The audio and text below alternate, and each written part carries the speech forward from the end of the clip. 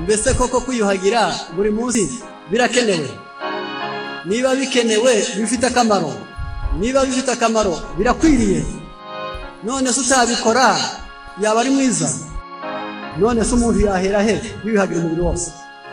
Umuntu yahera he yiyuhagira iki?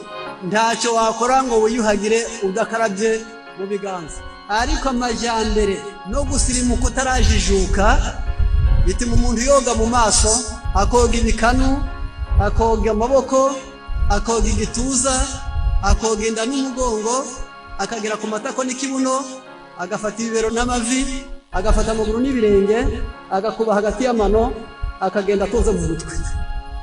Mbese yaboga cyangwa aho wasize ni muri kapitale, waba uhwanye n'umuntu wakubuye inzu yose akabirunda muri salo. Niba uziyuhagira ukaba ushaka kwiyuhagira ngo ubuzima bwawe bumererwe neza, uzahere hehe? Uzahere mu mutwe.